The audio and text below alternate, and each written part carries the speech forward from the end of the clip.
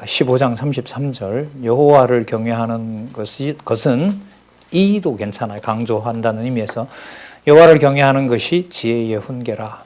그래서 겸손은 존귀의 앞잡이가 된다. 안내자가 된다 이거죠.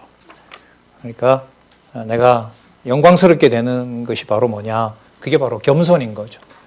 박수 받는 것이 영광이 아니라는 거죠. 여기서는 자, 이렇게 하면서 이제 16장으로 넘어옵니다. 16장에서부터 22장 16절까지 이 부분이에요. 왕 될 아들에 대한 훈계를 얘기를 합니다. 여기는 왕을 세우심에 대한 명철은 주로 다윗, 솔로몬, 그 다음에 솔로몬의 경험에 의한 르호보암, 그리고 앞으로 왕이 될 아들들에 대해서 이렇게 훈계해라. 여기 알려주는 거예요. 그러니까 미래에 대한 뭐까지 하는 거죠? 약속까지 해주는 거죠. 미래에 대한 약속까지, 미래에 뭐까지? 명철을 약속하는 내용이 여기에 나타난다고 보시면 돼요. 물론 성경 본문은 요 틀을 유지를 하고 있고요.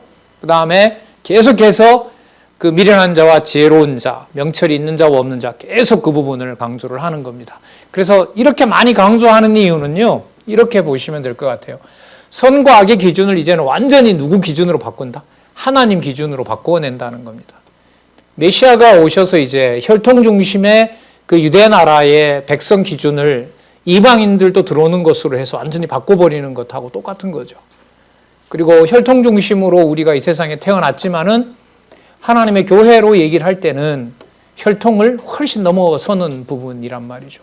그게 이제 신비로운 거란 말이에요. 자, 그래서 16장에서부터 22장 16절에 하나 강조를 드리고 싶은 것은 뭐냐면 여러분 여기에 이제 여러분 잘 아시는 잠언의 요절이 나옵니다. 잠언 요절이 뭐냐면 여호와께서 온갖 것을 그 시음에 적당하게 지으셨나니 악인도 악한 날에 적당하게 하셨느니라. 이 구절이 여기 나와요. 자, 이 말씀 드리는 이유는 뭐냐면 자, 아주 중요한 부분인데요. 무게가 어떻게 이제 중심에 옮겨가냐면 로보암한테 문법의 이 역사적 배경으로 보면 로보암한테 쭉 이제 하나님을 경외하는 자가 지혜로운 자라는 것을 또 그것이 생명을 보존하는 것이라는 것을 쭉 설명을 하고 16장에서부터는 어떻게 되냐면 그 악한 자들도 이렇게 돼요. 구분시켜놨잖아요. 선과 악을. 그 악도 이렇게 돼요. 그 악도 분리한 11지파도 뭘 위해서 쓴다? 선한 것을 위해서 쓰니까 네가 앞서서 악한 것들을 치려고 하지 마라. 이렇게 돼요. 아, 진짜 그러면 여호와께서 지금 뭘 하게 하시는 거예요? 겸손케 하시잖아요. 적극적으로 겸손하게 하죠. 그럼 겸손하게 하면서 나라를 붕괴시키는 것이 아니라 나라를 세워간다는 거고요. 그리고 11지파를 악하다고 해서 내 마음대로 무시하는 것도 아니고 그래서 나중에 바벨론 포로 생활 이후에 돌아올 때 남쪽 유다뿐만 아니라 북쪽 이스라엘에도 남은 자가 있는 거죠. 그리스도께서 오셔서 다 찾아내시는 겁니다. 그래서 성령께서 오셔서 예루살렘과 온유대와 사마리아 땅끝까지 온유대 사마리아 땅끝까지 다 찾아내시는 겁니다. 지금 그 일이 이제 글쎄 막바지? 예. 뭐 여기서 더 갈 때는 미국밖에 없는데 우리가 뭐 동해안에서 미국으로 갈 일은 없어요. 왜? 미국의 말씀이 우리나라로 들어왔기 때문에 우리는 이제 서쪽으로 더 가야 되거든요. 황해를 건너야 되고요. 서남아시아를 지나야 되고요. 요즘 이제 입국자들이 많은 나라 파키스탄이 되게 들어오죠. 왜냐하면 뭐 농촌에 지금 아시는 것처럼 못 내게 할 사람이 없잖아요. 과수원을 관리할 사람들이 없어서 우리나라 지금 이렇게 받아주고 있잖아요. 천국이죠. 서남아시아 사람들이 봤을 때 대한민국은 와서 걸려도 뭐예요? 격리하고 신고만 하면 그 비용이 수백만 원이라도 대한민국이라는 국가가 처음 만났는데 다 보호해주고 그 격리가 끝나면 가면 또 상상할 수 없는 노임을 받으면서 한국에서 생활할 수 있고 50년 전에 우리 하와이의 알로에 농장만 가도 얼마나 행복했어요. 미국인 됐다고. 그거와는 비교 안 될 정도로 일이 벌어지고 있잖아요. 예. 자, 그러면 이방인에게까지 하늘에 속한 지혜가 열리는 그 일에 16장에서부터 22장 16절까지 바로 미래에 대한 약속이 들어있는 겁니다. 먼저 16장에서부터 19장 17절까지. 자, 4263페이지. 16장 1절부터 9절 볼까요? 걸음을 인도하시는 여호와께 행사를 맡기라고 가르칩니다. 여러분, 이 16장 옆에다가 한 동그라미 2개 치셨으면 좋겠어요.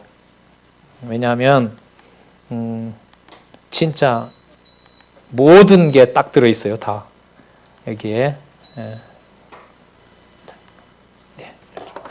추우시면 춥다고 얘기하세요. 아까 15장이 마지막에 어떻게 됐느냐면 여호와를 경외하는 것이 지혜의 훈계고 겸손은 종교의 앞잡이라고 했잖아요. 자, 16장 1절 들어가면서 연결시킬게요. 왜냐하면 이렇게 돼요. 왜냐하면 제가 읽어볼게요. 마음의 경영은 사람에게 있어도 말의 응답은 여호와께로서 나누기 때문에. 그러니까 내가 말을 잘했다라고 하면은 어리석은 거죠. 지혜로운 자가 아닌 거예요. 자, 누가 그렇게 하셨다? 여호와께서 그렇게 하셨다. 마음의 경영, 계획 이런 거죠. 사람에게 있어도. 자, 그리고 사람의 행위가 자기 보기에 모두 깨끗하여도 여호와는 심령을 감찰하느니라. 11지파가 가는 것이 정당하죠. 하지만 그것이 정직한지 안 한지를 여호와께서 감찰한다는 거예요. 그래서 그게 악이고 남아있는 한 지파가 선이라는 겁니다. 자, 그래서 너는 모든 행사를 여호와께 맡기라. 그래서 그리하면 보다가 그래서 자, 너의 경영하는 것이 이루리라. 그러니까 계획하는 게 여러분 꼭 이루어져야지 이루어지는 게 아니고요. 계획한 바가 여호와께서 하셨다는 것이 믿어지면 그게 이루어지는 거예요. 다른 거죠. 그러니까 11지파를 뺏어오지 못했어요. 우리 경영으로는 이루지 못한 거죠. 그러나 열왕기에 보면 여호와께서 전쟁하지 말라 그랬어요. 그래서 로보암의 전쟁을 막았어요. 그렇게 하는 것이 누구의 경영이 이루어지는 거예요? 여호와의 계획이 이루어지는 거예요. 경영은 계획이거든요. 4절이 진짜 가슴이 두근거리죠. 왜냐하면 여호와께서 온갖 것을 그 시음에 적당하게 지으셨나니 악인도 악한 날에 적당하게 하셨느니라. 그러므로 악을 네가 처리하지 마라. 내가 알아서 하겠다. 뭔가 이렇게 대처를 해야 될 상황들이 우리 분리 이후에 많았잖아요. 이탈자들이 생긴 이후에 우리가 많았는데 그때마다 저도 여기 일을 하면서 많이 인간적인 대처를 하고 싶더라고요. 그런데 이제 우리 지혜원에 계신 원로들의 말씀을 들으면 또 논의들을 하시는 거 들으면서 이 일이 성경을 더 공부하는 계기로 여호와께서 하시는 일을 봐야지. 물론 임박해오면 한 일도 있어요. 그러나 그 일이 내 손에서 어떤 대적자를 나를 번거롭게 하고 나를 힘들게 하는 자를 내가 이렇게 처리를 하겠다라는 것은 하나님께서 아직까지도 잘 지켜주고 계신 것 같아요. 자, 뭐 개인 일입니다만은 교회의 일은 더더욱 그렇지 않겠습니까? 하나님의 교회, 가정교회로부터 시작된 일이 왜 저게 저렇게 됐을까? 그건 잠언에서 봤을 때는 수백 마디로 지금 하고 있잖아요. 여호와께서.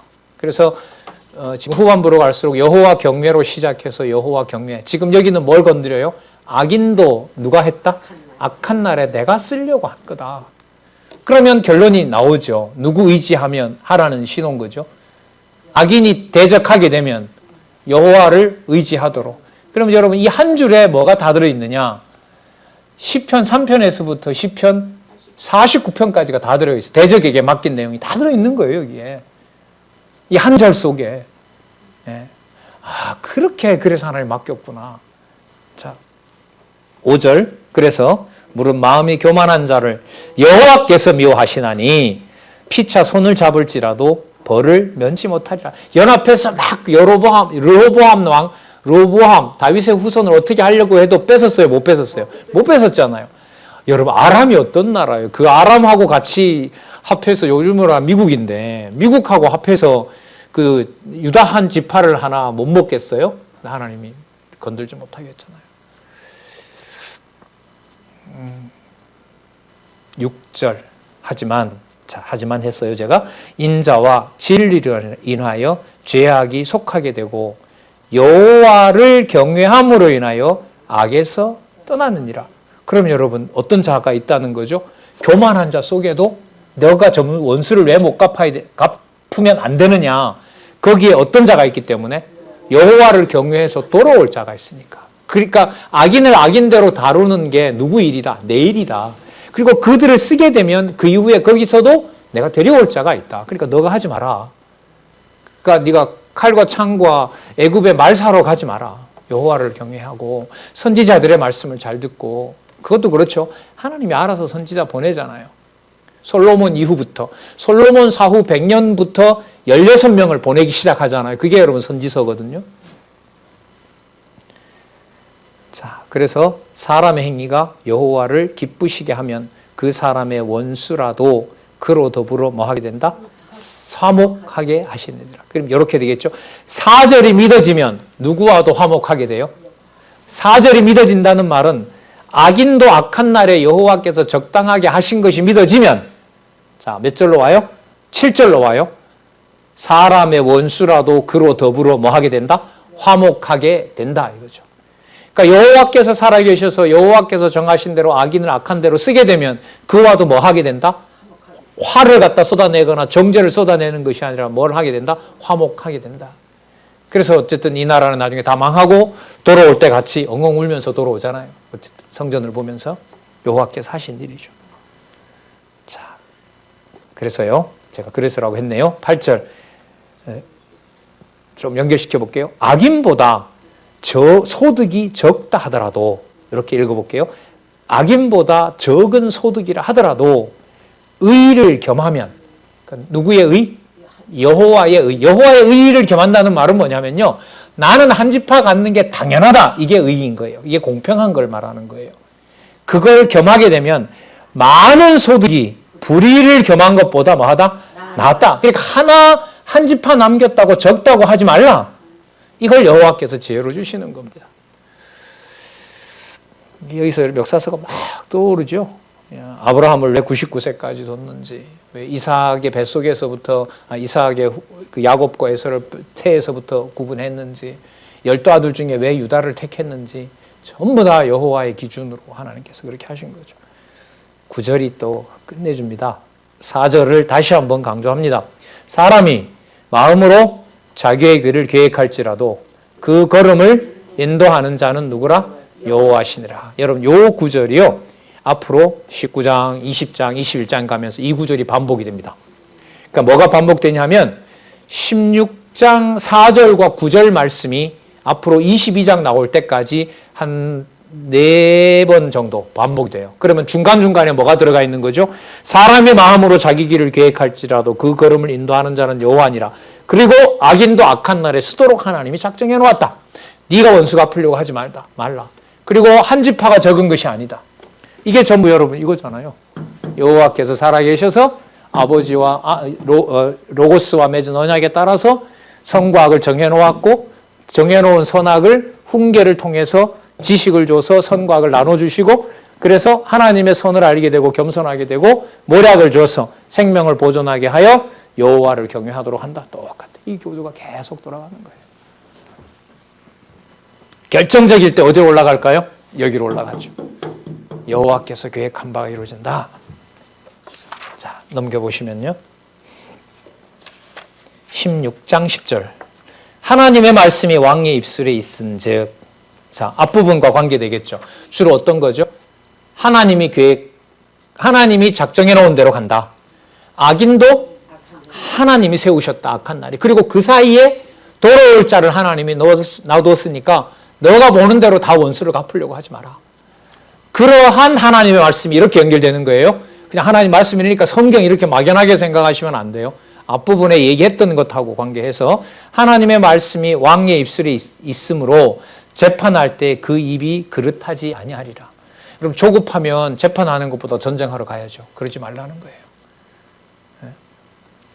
그래서 11절에 그 얘기가 나오죠. 그래서 공평한 간칭과 명칭은 여호와의 것이요 주머니 속에 추돌들도 다 그의 지으신 것이니라. 돌 크기를 그렇게 해서 그렇게 측량을 하도록 공평하게 세금을 받도록 그렇게 해야지 뇌물 가지고 온 사람은 잘 봐주고 그렇지 않는 사람은 더 학대해서 뇌물 받아내고 그런 왕노릇 하면 안 된다.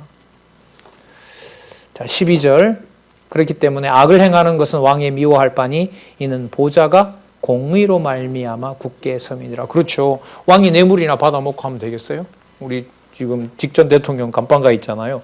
뭐 400억인가 그 뇌물 받아가지고. 예? 그럼 안 되죠. 예. 그 역사 얘기 하나 해드릴게요. 우리나라가 이제 고종 다음에 나라가 망하잖아요. 일본에게 넘어간단 말이에요. 그때 영국의 여행가가 종로에 와서 한국을 돌아보고 썼던 여행책이 있어요. 150년 전에 영어로 쓴 책이 있는데 그 책에 보면 두 가지를 얘기를 해요. 뭐 여러 얘기하지만 뭘 얘기를 하냐면 이 나라는 병들어 죽을 것 같아. 왜냐하면 그때 종로에 있는 천이 너무너무 더러웠던가 봐요. 이런 데서 사는 게 진짜 너무너무 위험하다. 뭐 그때 여러분 유럽은 다 하수도 공사가 돼 있을 때거든요. 두 번째는 이 나라는 망한 이유가 내가 볼 때는 분명하다. 부정부패다. 진짜 심했거든요. 진짜. 세 번째가 하나가 있는데 뭐냐면 이 나라는 이건 다른 선교사가 얘기한 거예요. 이 사람이 한 건가? 오락가락하네요.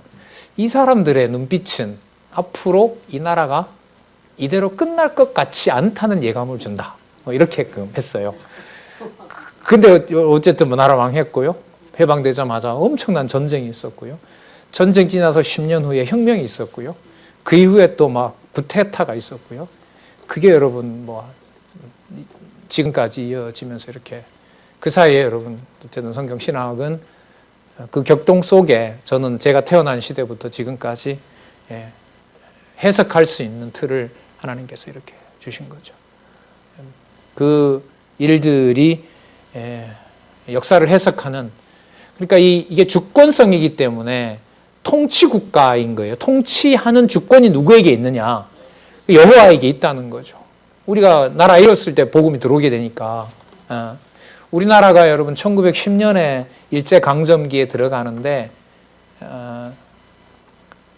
조선예수교 장로회, 대한예수교 장로회 처음에는 다 합했거든요.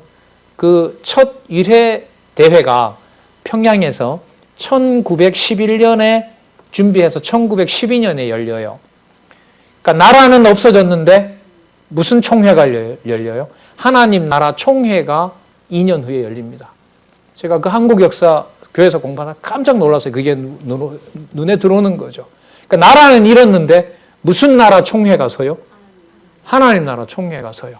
근데 아직 이런 역사는 없어요. 이게 여러분 성경 신학에서 보는 대한민국의 역사예요.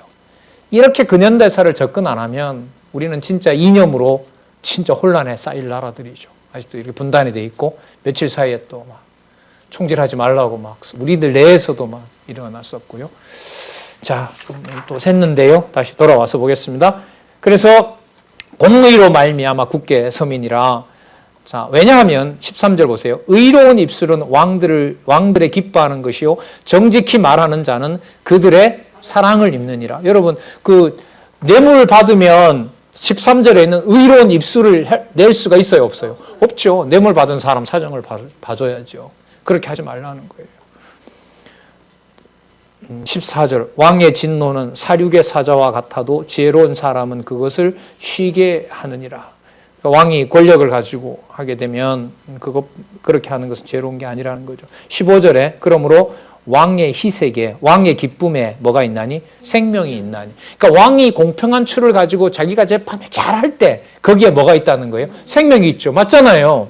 억울한 사람들을 공평하게 그 재판에서 풀어줘야지 뇌물 받아 먹어버리면은 어떻게 되겠어요? 백성들을 통치할 수가 없는 거죠. 그래서 왕이 자기 어떤 통치의 기쁨 속에 뭐가 보장이 돼요? 백성들의 생명이 보장된다는 거죠. 그러니까 이거는 르호보암뿐만 아니라 르호보암 이후에 앞으로 왕이 될 아들들에게 약속하고 있는 내용하고도 관계가 되죠. 그러면 누구를 배워나가는 것하고 관계가 돼요? 이거는 그렇죠. 자, 그래서 16장 16절을 보실 때요. 자, 제가 아까 무슨 말씀 드렸냐면 여기 10장에서부터 22장 16절 가는 동안에 나오는 그 지혜는 여기서 이제 여기 명철 나오잖아요. 지혜와 명철은 하늘에 속한 나라, 하늘에 속한 통치, 그걸 염두에 두시라고 했죠. 그래서 지금 16장 그 16절에 지혜를 얻는 것이 금을 얻는 것보다 얼마나 나은고 명철을 얻는 것이 은을 얻는 것보다 낫다. 여기서 말하는 지혜와 명철을 기준을 어디에다 둬야 된다? 하늘에다 둬야 돼요. 아까 이미 다 나왔었어요. 악인도 설명했고요. 하나님이 모든 걸 작정했다고 알려줬고요. 그게 8장 22절부터 31절에서 에덴 동산까지 어떻게 만들지까지 이미 다 알려준 거예요. 자, 그렇다면 여러분 지혜는 분명해요. 다급하다고 뇌물 받고 욕심이 생긴다고 해서 욕심대로 처리하고 가난한 백성들 통치 무시해버리고 그 사람들의 사정을 무시해버리고 하면 나라 망하는 거죠. 그래서 여러분 나중에 남쪽 유다가 망할 때 예레미야 선지자가 왔을 때 그 삼직에 해당하는 지도자들이 다 망하잖아요. 다 부패하잖아요. 시드기야 당시에 보면 왕 부패하죠. 제사장 이방신 아들 태우는 그 제사 있잖아요. 몰렉 제사들이죠. 선지자들 400몇 명인가부터 해서 수백 명이 모여서 시드기야 당시에 예레미야를 죽이려고 하죠. 그러니까 이 삼직에 해당하는 통치자들을 하나님께서 전부 다 캄캄하게 만들어버리는 거예요. 그래서 결국 현상적으로 망했잖아요. 그러면서 선지자를 보낸 것은 고마운 거죠. 왜? 한 명의 선지자로 있어서 그 망하는 것이 하나님 살아계시고 앞으로 70년 후에 돌아온다는 약속을 또 한 번 해주게 되니까. 자, 그래서 16절입니다. 지혜를 얻는 것이 금을 얻는 것보다 얼마나 나은고 명철을 얻는 것이 은을 얻는 것보다 더욱 나으니라. 왜냐하면 제가 왜냐하면이라 했어요. 악을 떠나는 것은 정직한 사람의 대로니 그 길을 지키는 자는 뭘 보존한다? 그렇죠. 자기 영혼을 보존하느니라. 자, 그러므로 그래서 교만은 패망의 선봉이요 거만한 마음은 넘어짐의 앞잡이니라. 그러니까 여러분 교회 문화에서 거만하고 요즘으로 말하면 그 갑질하는 문화라는 거 있잖아요. 남 위에 서서 군림하겠다고 하는 것은 신약교회 시대의 암초입니다. 암초. 그럼 세상이 완벽해지기를 원하느냐? 그건 아니죠. 하나님께서 심판을 나중에 하시기 때문에 소원은 크죠. 진리의 말씀을 수십 명 혹은 수백 명이 공부했을 때 이 지상에서 누리를 나라가 이제 기도는 그거죠. 솔로몬이 꿈꾸던 지혜가 왔는데 그 지혜를 이 지상에서 하나님 성취시켜 주셔야 되는 건 맞지 않습니까? 이 좋은 걸 그냥 말로만 두고 다 묻어버리신 건 아니지 않습니까? 왜? 남겨놨다가 나중에 그럼 예루살렘만 주시려고 합니까? 그건 또 아니지 않습니까? 이방인들에게도 약속하신 거 아닙니까? 그렇게 물을수록 여러분 우리가 속한 가정교회에서부터 지혜원 호크마 하우스까지 그리고 가정교회에서부터 은사교회 그 다음에 양육교회까지 그리고 대륙에서부터 저기 우리 지구 반대편에 있는 미대륙이나 남아메리카 공화국까지 하나님의 말씀이 제대로 전해졌을 때 하나님의 올바른 교회가 서도록 해주셔야 되는 건 아닙니까? 자, 그런 이제 기도가 생기죠. 그렇다면 20절에 보시기 바랍니다. 삼가 말씀에 뭐 하는 거? 주의하는 자. 이게 여러분 겸손이에요. 좋은 것을 얻나니 누구를 의지하는 자? 여호와를 의지하는 자가 복이 있느니라. 역시 딱 또 여호와로 딱 결론이 나오잖아요. 자, 그러면 16장 21절에서부터 30절에 한번 가보시면요. 아까 누구 의지한다 그랬죠? 여호와 의지한다 했어요. 그게 연결고리예요. 마음이 지혜로운 자. 이렇게 읽어볼게요. 여호와를 의지하는 마음이 지혜로운 자가 명철하다 일컬음을 받고 너무너무 선명해요. 그리고 그 자는 입을 함부로 돌려요? 안 돌려요? 그래서 입이 선한 자가 남의 학식을 더하게 되느니라. 무슨 뜻이냐면 아버지 말씀을 듣기 싫어하면 지혜가 생겨요? 안 생겨요? 안 생기죠. 그 부모 말 안 듣는 거죠. 아버지의 교훈을 안 듣는 거죠. 자, 22절 명철한 자에게는 그 명철이 다 또 나오잖아요. 보세요. 무슨 샘? 생명의 샘, 생명의 나무, 생명의 길, 생명. 자, 여기 딱 나왔어요. 지난번 강의할 때 이걸 못 적었어요. 본문이 약했던 거죠. 고백을 하면. 예, 본문에 이번처럼 연결을 못했는데 지난번에 이렇게 적긴 한 것 같아요. 근데 생명을 못 넣었어요. 본문이 약했던 거죠. 본문에 보니까 이렇게 요 구조로 가고 있더라고요. 그 다음 볼게요. 조금 더 볼게요. 23절. 지혜로운 자의 마음은 그 입술을 슬기롭게 하고 그 입술에 지식을 다하느니라. 24절. 선한 말은 꿀송이 같아서 마음에 달고 뼈에 양약이 되니라. 자, 그러므로 어떤 길은 사람이 보기에 바르나 필경은 무슨 길이라? 사망의 길이라. 이걸 우리가 노력하면 알 수 있냐고요? 몰라요. 알 수가 없어요. 노력하는 자는 식욕을 인하여 애쓰나니 그는 그 입이 자기를 독촉함이라. 왜 막 그거 하냐? 입이 독촉한데요. 저거 빨리 뺏어와서 내 걸로 만들어야 되는데 그걸 입이 자꾸 독촉하는 거예요. 절 보고 얘기하는 거죠. 자기 자신 보고. 야, 너 빨리 가 뺏어와. 그래 너 먹거리가 되지. 이렇게 한다는 거예요. 참 대단한 심리학자입니다. 인간적으로 솔로몬은. 28절. 패리한 자는 다툼을 일으키고 말장이는 친한 것을 이간하네. 그렇죠. 아도니아라든지 여로보암이라든지 이런 자들 다 이간자들인 거죠. 나중에 또 누굽니까? 악한 왕이죠. 아합 왕이. 아합 왕의 못된 부인이었던 이세벨이나 이런 자들이. 자, 30절. 눈을 감는 자는 패역한 일을 도모하며 입술을 닫는 자는 악한 일을 이루느니라. 입을 오므리는 거죠. 그러니까 악을 쓰는 거죠. 그런 경우를 또 얘기를 하는 겁니다. 눈을 감는 자, 눈을 깜빡이는 자. 깜빡깜빡 하잖아요. 거짓말 하려고 하면. 그런 자들이 악을 도모한다는 거죠. 자, 16장 31절. 여기도 연결고리 가지고 읽어볼게요. 여러분 앞부분에 지금 뭐가 나왔냐면 생명샘 나온 거 기억나세요? 조금 전에 읽었었죠? 자, 생명샘. 자, 그럼 이렇게 연결시키면서 31절로 가서 볼게요. 생명샘인 명철로 인해 지혜로 뭘 관리해요? 입술을 관리하는 백발은 영화의 면류관입니다. 아셨어요? 늙는다고 다 면류관이 아니에요.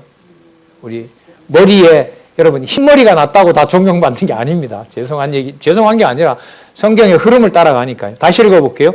조금 전에 나왔던 걸 가지고 이렇게 연결시키면 생명샘인 명철로 인하여 입술에 지혜로움이 있는 백발은 이렇게 백발은 그럼 성경 공부 안 하면 백발의 가치를 이 지혜원이 안 돼요. 이 호크마우스가 힘들다고요. 그래서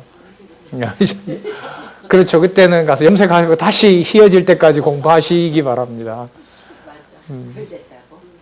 여러분 이런 게 없었잖아요. 이런 이 호크마우스와 같은 제도가 글쎄요 다는 조사를 안 해봤습니다만은 복적인 하면서 시청 직원들이 와서도 이런 데가 어디 있냐고 작년에는 엄청 칭찬했잖아요. 예. 참 놀랐는데요. 어쨌든. 자, 그러면 여러분 생명의 샘인 명철로 인하여 입술을 하나님이 주신 지혜로 통제가 되는 그 아름다운 백발은 뭐가 된다? 그게 바로 영광의 면류관이 되는 겁니다. 그러면 여러분 그런 분들의 얘기를 안 들으면 엄청 멍청한 거죠. 그죠? 그 지혜의 말씀을 전해주는 일이 없으면 이 생명이 보존되지 않으니까요. 계속 연결이 됩니다.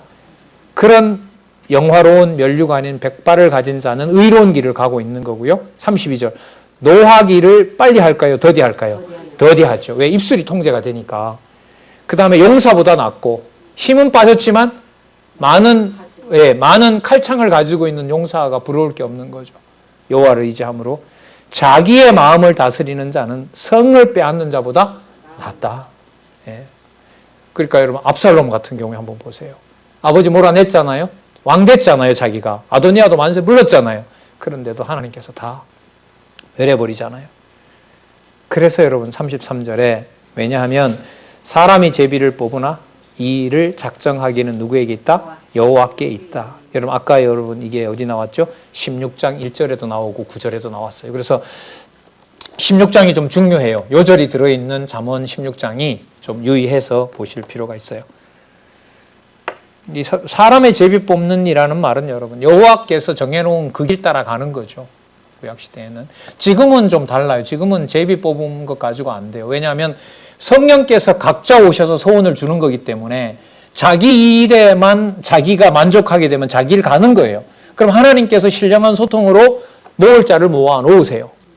너희 무리와 함께 있을지어다. 신령한 교회가 고린도서 13장 13장 있는 대로. 그래서 각자 자기 일을 하게 되면 하나님께서 내주하시는 성령께서 알아서 모아주세요. 거기에서 이 부분이 안 되게 되면 약자를 가서 도와줘요. 그런데 여기서 강자가 행세를 해버리게 되면 모든 구조가 무너져요. 그러면 제도가 만들어져야 되고요. 명령하는 뭔가가 필요하게 돼요. 아니라는 거죠. 지금은.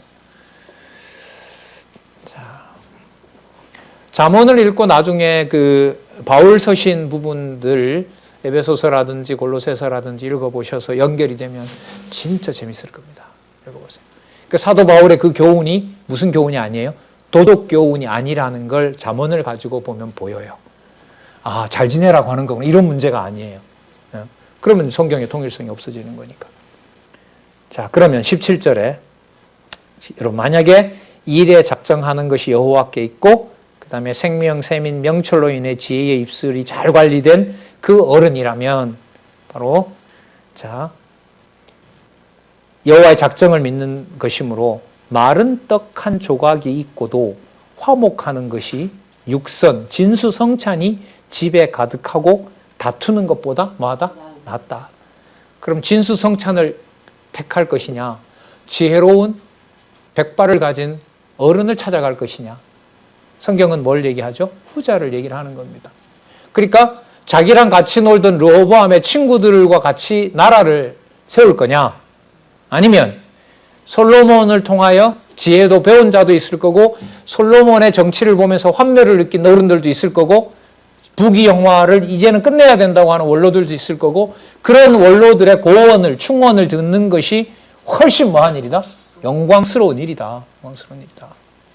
그래서 앞으로 나타날 왕의 말을 잘 전해줘야 되고 나타날 자녀들에게 후손들에게 왕가에게 그리고 그때그때마다 오는 지혜로운 여호와께서 보낸 선지자들의 말을 잘 듣도록 하라 이런 거죠.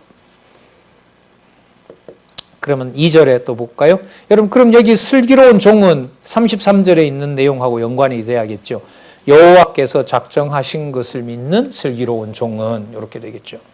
주인의 부끄러움을 끼치는 아들을 다스리겠고 그 아들 중에서 유업을 나누니라. 자, 이와 같이라고 했어요. 제가 도가니는 은을 풀무는 금을 연단하거니와 여호와는 무엇을? 마음을 연단하느니라. 아까 생명이 영혼에 있다고 하셨으니까요. 그러니까 일의 작정을 아는 것이 뭐하고 연관이 되냐면 일의 작정을 아는 것이 창세전 여러분 여호와의 선과 악을 아는 것하고 관계돼요. 그럼 창세전에 여호와께서 정해놓은 선과 악을 아는 게 이게 어떻게 사람 지혜에서 나와요? 나올 수 없는 거잖아요. 이걸 지금 알려주고 있단 말이에요. 자, 그러므로 미련한 자가 되어서 심판을 작정하지 마라. 그러니까 여호와의 작정이 믿어지지 않으면 나라 관리를 누구 마음대로 하고 싶고 누구 마음대로 해야 돼요. 자기 마음대로 해야겠죠. 자, 그렇게 하는 것은 그 미련한 거라는 거죠. 우리 앞부분에 보면 여러분 물론 여기 성경 본문을 소개하고 있습니다. 제가 소개를 드리면 여러분 압살롬 아시죠? 아버지를 쫓아내고 왕 되려고 했던 자, 그다음에 아도니아 말년에 또 반역했죠. 시므이가 누군지 아세요, 여러분? 압살롬한테 도망 다니니까 그 사울 베냐민 지파에 해당했던 시므이가 다윗을 쫓아가면서 욕하잖아요. 너 사울 죽이더니까 너가 지금 이렇게 쫓겨다닌다. 얘라 벼락이나 맞아 죽어라. 이런 정도로 쫓아오잖아요. 그때 다윗의 제자 요압이 그러나요? 저거 죽여버릴까요? 라고 하니까 다윗이 뭐라 그래요? 그 입술에 그 저주를 담아준 네가 여호와라. 다윗이 그런 말을 하거든요. 자, 바로 그런. 그 다음에 나중에 여러분 압살롬에게 쫓겨났을 때 400명의 무리들이 다윗이 그때 얼마나 바빴는지 신발도 못 신고 나왔어요. 그러니까 코앞에 압살롬 죽이러 오니까. 근데 그때 함께 했던 또 뭐예요? 그 부하들이 있거든요. 예. 그걸 하나님께서 그렇게 다 모아주시는 거죠. 이제 끝났다라고 하는데 하나님은 다른 군대를 모아놓고 있는 거예요. 자, 그러니까 여호와를 이제 해라. 17장 5절 보겠습니다. 가난한 자를 조롱하는 자는 이를 지으신 주를 멸시하는 자. 자, 무거워집니다. 사람의 재앙을 기뻐하는 자는 형벌을 면치 못하느라. 왜냐하면 악인도 아까 뭐라 하셨어요? 악한 날에 내가 세워놓은 거기 때문에 너가 가서 다 멸망시키려고 하지 마라. 자, 다시 나옵니다. 6절에 보시면 손자는 노인의 면류관이요 아비는 자식의 영환이래. 지금 이게 3대가 엮여 있는데요. 이 말은 뭐냐면 솔로몬이 르호보암에게 그리고 르호보암이 뭐 될 아들들에게 왕 될 아들들에게 그러니까 미래에 대한 약속까지 여기서 포함하고 있는 거죠. 자, 그러면 여기 아까 노인의 의미는 뭐가 나왔었죠? 아까 누구의 지혜를 받은 영광스러운 그렇죠. 여호와의 지혜를 가지고 있는 백발이 난 어른들. 그러니까 원로들이죠. 원로 왕들이죠. 왕조들인 거죠. 그 왕조들 중에 솔로몬은 지금 자기 후손들을 위해서 뭘 적어놨죠? 이 잠언을 적어놓은 거죠. 잠언을 적어놓은 거죠. 노인의 면류관이요 아비는 자식의 영환이라. 그러니까 한 지파라도 거기에 생명의 나무가 크고 있고 생명수가 흐르고 있고 생명의 길로 인도하는 일이기 때문에 큰 나라 규모를 보고 쫓아가지 않도록 해라. 자, 7절의 분해의 말은 뭐냐면 건방진 말이에요. 건방진 말은 여러분 한 지파는 작고 11지파가 크다 이런 말들이 이제 건방진 말인 거죠. 내가 가서 악인을 처리해야 되겠다 전부 이런 거죠. 그리고 그 뇌물 받고 재판하면 안 되겠죠. 8절 보세요. 뇌물은 임자의 보기에 보석 같은 즉 어디로 향하든지 형통케 하느니라. 뭐냐면 돈 들여서 안 될 일이 없다는 거예요. 거기에 유혹당하지 말아라. 반면 그러나 제가 그러나로 했어요. 9절 앞에. 그러나 뇌물을 받지 않고 허물을 덮어주는 자는 사랑을 구하는 자요. 그것을 거듭 말하는 자는 친한 벗을 뭐 하는 자다? 이간하는 자예요. 그러니까 남의 허물을 용서해 주려고 하는데요. 다른 사람은 용서하지 말고 그냥 처단해버리라고 얘기를 하죠. 그래서 솔로몬이 왕 될 때 보면 여호와께서 이 지혜를 줘서 그러죠. 그래서 솔로몬이 말을 하는 것은 자기가 겪었던 거죠. 그 솔로몬에 의해서요. 다윗 왕을 반역했던 자들이 다 숙청이 되거든요. 열왕기 상에 보면. 그걸 솔로몬이 직접 나서서 해요. 하나님께서 그 기회를 다 줘요. 그래서 하나님께서 지혜를 다 줘요. 나중에 여러분 누구죠? 아까 따라오면서 욕했던 개 같은 시므이. 그 표현이 그렇게 나오죠. 저 개 같은 시므이가 저렇게 입을 놀리도록 가만둘 겁니까? 다윗 왕이요. 놔둬라. 그 입에 그 말을 담아놓은 이가 바로 여호와시라. 여호와 살아계신 증거로 가고 그걸 나중에 누가 갚아요? 솔로몬에 의해서 시므이가 처단이 됩니다. 자, 그 다음 그래서 10절 한마디로 총명한 자를 경계하는 것이 매 100개로 미련한 자를 때리는 것보다 더욱 깊이 박으니라. 야, 11지파 간다고 매를 들고 와서 두드려 패봐라. 그게 안 들어온다. 그들은 그들대로 놔두고 르호보암 너 아들이나 잘 가르쳐라 이 말이에요. 거기에 내가 백발이 된 내가 다윗 왕가를 보존해야 될 지혜를 전해주는 길이 바로 그 길이기 때문에 그런 지혜를 알려줘라. 자, 결국 11절에 보세요. 악한 자는 반역만 힘쓰나니 그러므로 그에게 잔인한 사자가 보냄을 입으리라. 여호와께서 잔인하게 해버리죠. 자, 제가 예컨대라고 했어요. 차라리 새끼 빼앗긴 앙꼼을 만날지언정 미련한 일을 행하는 미련한 자를 만나지 말지니라. 그러니까 11지파 가지고 이제는 됐다. 이제는 나라 우리가 빼앗아 왔다라고 하는 것이 바로 뭐냐면 새끼 빼앗긴 앙꼼보다가 더 악한 거예요. 얼마나 무섭겠어요. 새끼를 빼앗겼으니까. 자, 그런데 그것보다 더 악한 게 누구냐면 미련한 일을 행하는 미련한 자들. 여러분 그러니까요. 말씀 운동 내에서 여호와의 작정 섭리가 문제 있다라고 나오는 것은 굉장히 악한 말이에요. 그게 입으로 나오는 거, 속이야 본성으로 따지면 죄인들이니까 다 같겠지만 여호와께서 관리가 되어서 순화된 입술로 여호와의 작정을 믿게 되는 믿음을 주는 것과 그걸 내지르면서 악을 도모해 나가는 것은 엄청난 차이가 있는 겁니다. 이런 어떤 세밀한 걸 젊었을 때는 진짜 몰랐어요. 뭐 때가 되면 되겠지. 하나님이 줘야 하지. 이게 변명이 빨랐는데 지금 이 계속 유사한 얘기들이 반복되는 이 잠언을 보면서 제가 11년 전에 여기 와서 이제 개혁도 보고 또 이 호쿠마에서 살아가시는 어른들도 보고 또 우리 여기서 크고 작은 일들 속에서 이제 결국은 호쿠마에 있는 분들만이라도 오프라인으로 이렇게 강의를 할 수 있는 또 환경, 그런 여건 속에서 그 창세전 지혜, 그리고 교회, 신령한 교회, 이런 부분들을 뭐 깊이 진짜 경험하는 그런 일들이 벌어지고 있다고 생각을 합니다. 자, 떼어놓을 수가 없습니다. 떼어놓으려고 해서도 안 되고.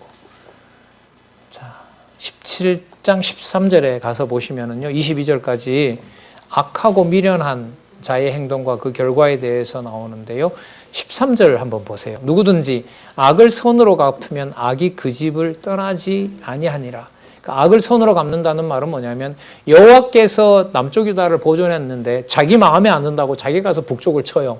그러면 되겠어요? 안 되는 거죠. 그게 악한 행동이라는 겁니다. 내가 알아서 하겠다는 거예요. 14절 다투는 시작은 방축에서 물이 새는 것 같은즉 싸움이 일어나기 전에 시비를 거칠 것이니라. 15절 보세요. 악인을 의롭다 하며 의인을 악하다 하는 이 두 자는 다 여호와의 미워하심을 입느니라. 그러면 여러분, 악인을 의롭다고 하지 않고 의인을 악하다라고 안 하려면 여호와께서 뭐와 뭐를 가르쳐 주셔야 돼요. 누가 의인이고 누가 악인인지 알려줘야 의인과 악인을 헷갈릴 거 아니에요. 그러면 전체 여론으로 보면 11지파가 누가 보더라도 뭐 정당한 국가로 가는 거죠. 그런데 여호와의 지혜가 함께하면 11지파는 어떤 자들이고 이탈한 자들이고 한 지파 유다 가문만 남지만 작은 것 같지만 거기가 뭐고 의인이고 이렇게 되는 겁니다. 그러니까 성경을 매일 공부하는 것은 공부하게 되고 말씀을 매일매일 사모한다는 것은 분명합니다. 내가 믿은 바 선과 악의 기준이 누구에게? 여호와께 있다는 사실을 확증해 주는 겁니다. 이게 여러분 나중에 전도서 1장에 가면 엄청난 반전이 일어나요. 이렇게 좋은 말씀, 지혜를 강조하는데 이걸 한마디로 잠언이 끝나고 전도서에 가면 뒤집어 놓습니다. 자, 그때 가서 또 말씀을 드릴게요. 더 여호와의 지혜로 가지 않으면 갈 수밖에 없도록 하는 그런 과정으로 되어 있어요. 자, 어쨌든 그렇게 연결이 되고 있고요. 16절 미련한 자는 무지하거늘 손에 값을 가지고 지혜를 살이하면 어찌 민고. 지혜를, 하늘에 속한 지혜를 얼마 주면 살 수 있을까요? 웃기죠? 여러분이 보셔도. 그렇게 싸구려가 아니라는 거죠. 사고 파는. 자, 그러므로 여러분 보세요. 그러면 사람이 사고 파는 게 아니라면 그 지혜를 전해주는 자를 만나는 것은 복이에요? 엄청난 복이죠. 값으로 매겨지지 않는 지혜를 주는 친구를 만난다고 생각해 보세요. 자, 그 얘기를 해요. 17절에 친구는 사랑이 끊이지 아니하고 형제는 위급한 때까지 위하여 낳느니라. 그렇죠. 하지만 지혜 없는 자는 남의 손을 잡고 그 이웃 앞에서 보증을 선다는 거죠. 그러니까 너랑 나를 믿고 동맹하자. 그리고 나를 믿고. 그러니까 친구가 친구를 믿는 거죠. 뭐가 없으면, 지혜가 없으면. 자, 그러면서 19절에 보면 다툼을 좋아하고요. 자기 문을 높이게 되고요. 20절에 마음이 그런 자는 사특한 자가 되고요. 자, 그 다음에 20절 중간에 보세요. 혀가 뭐 하면? 혀가 썩는데요. 혀가 썩어요. 혀가 썩으면 누구 기준의 선과 악을 바꿔요? 여호와께서 주시는 선과 악의 기준을 바꿔요. 그 교회를 내 기준으로 혓바닥을 놀려서 선과 악으로 재단해버리면 그게 여러분 세속주의거든요.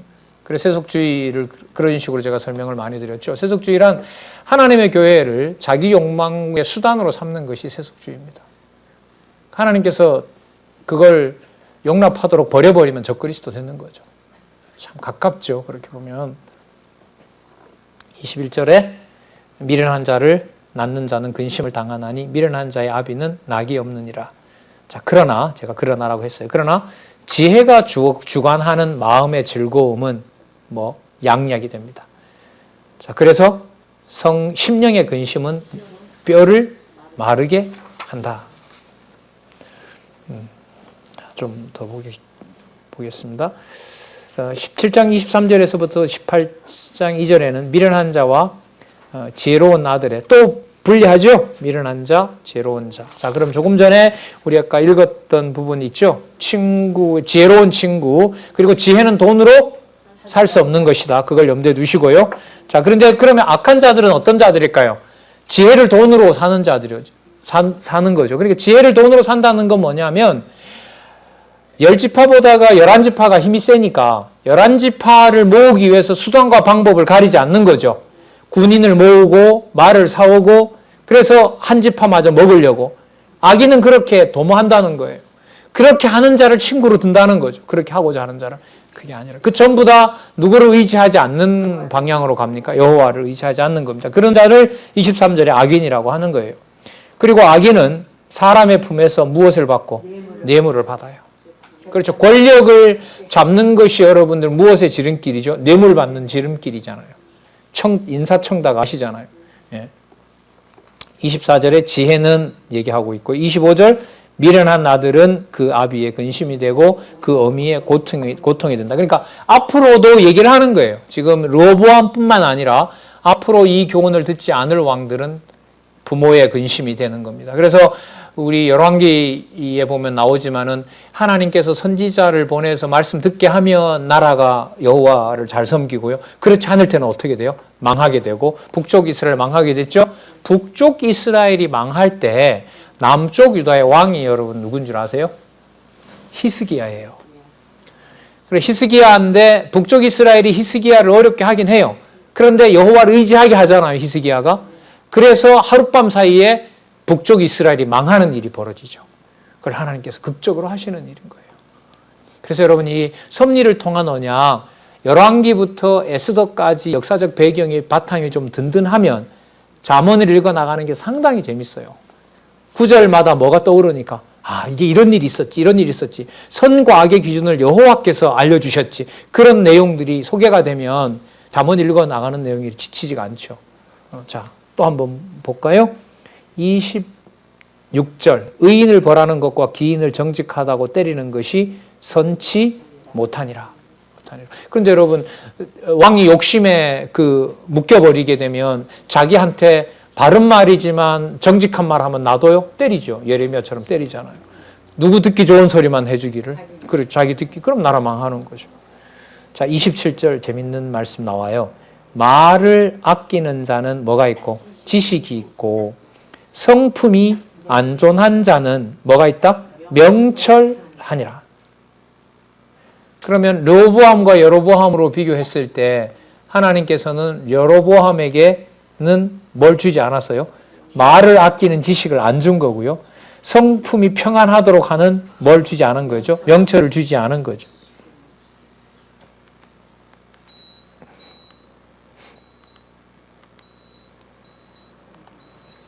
자, 그 다음 18장 1절 넘겨보시기 바랍니다. 무리에게서 스스로 나뉘는 자는 자기 소욕을 따르는 자라. 여로보암이죠. 그 다음에 온갖 참 지혜를 뭐한다? 배척한다. 그러니까 여호와께 속한 모든 지혜를 다 버리고 북쪽으로 가는 겁니다. 이처럼 미련한 자는 명철을 기뻐하지 아니하고 자기 의사를 드러내